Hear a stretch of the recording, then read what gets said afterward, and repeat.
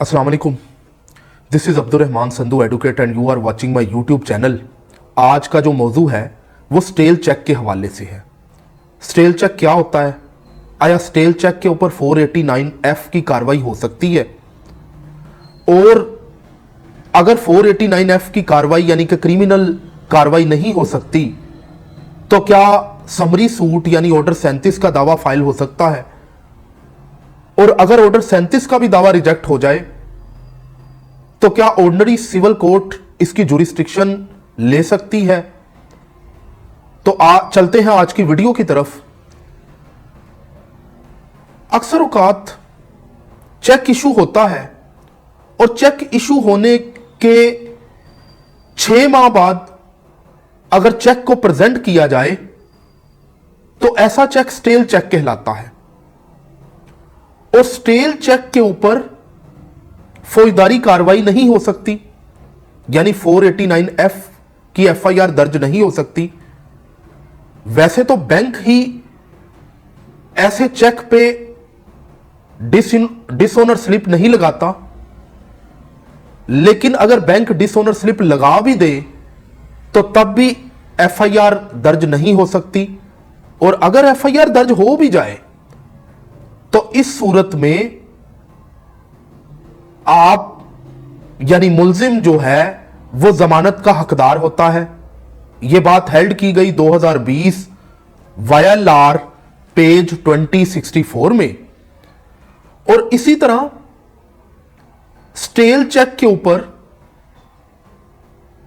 अगर FIR दर्ज हो जाए और कोर्ट में चालान आ जाए, ट्रायल स्टार्ट हो जाए, तो आप लोग 249A ज़ाब्ता फौजदारी की एप्लीकेशन दे सकते हैं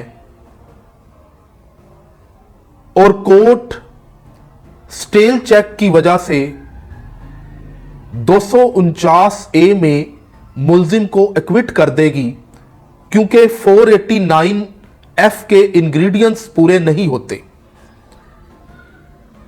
इसी तरह एक केसला मौजूद है कि एक शख्स ने दरखास्त दी कि बैंक ने डिसऑनर स्लिप लगा दी है और डिसऑनर स्लिप लगाने के बाद अब पर्चा दर्ज किया जाए, तो पुलिस ने रिफ्यूज कर दिया। वो शख्स 22A 22B की पिटीशन यानी इंदराजे मुकदमा की पिटीशन में आ गया। इंदराजे मुकदमा में जस्टिस ऑफ पीस ने ऑर्डर कर दिया FIR का, तो इस ऑर्डर को चैलेंज किया गया बिफोर द हाई कोर्ट और हाई कोर्ट ने उस ऑर्डर को सेट असाइड किया, यह कहकर कि स्टेल चेक के ऊपर फौजदारी कार्रवाई नहीं हो सकती। इसके अलावा जो रेलिवेंट लॉ है वो निगोशिएबल इंस्ट्रूमेंट एक्ट का जो सेक्शन है वो 84 इसे डील करता है।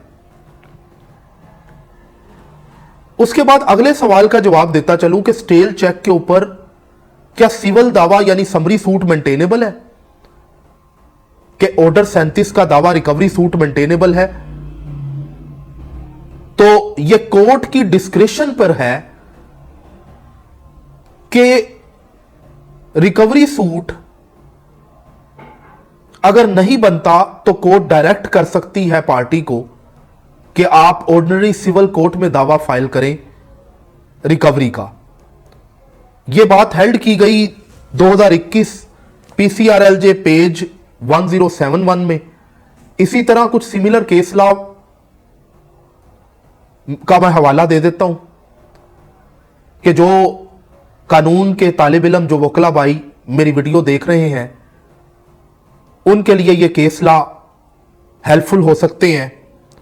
इसमें 2015 PCRLJ पेज 1050 है, 2012 MLD पेज 1551 है और 1994 MLD पेज 271 है। तो स्टेल चेक जिस तरह गारंटी चेक के ऊपर FIR दर्ज नहीं हो सकती, इसी तरह स्टेल चेक के ऊपर भी क्रिमिनल कार्रवाई नहीं हो सकती, यानी 489F की कार्रवाई नहीं हो सकती। और यह बात सेटल्ड प्रिंसिपल है कि हर डिसऑनर ऑफ चेक के ऊपर 489F की कार्रवाई नहीं हो सकती, जिसमें 489F के बुनियादी इंग्रेडिएंट्स अगर पूरे ना हो, यानी बदनीयती शामिल ना हो और चेक जारी करने वाले की बदनीयती शामिल हो, तो इस सूरत हाल में फिर 489F की FIR दर्ज हो सकती है। तो मजीद इस तरह की इंफॉर्मेटिव वीडियोस देखने के लिए मेरे चैनल को सब्सक्राइब करें, ताकि इस तरह की मजीद इंफॉर्मेटिव वीडियोस मैं आप तक ला सकूं।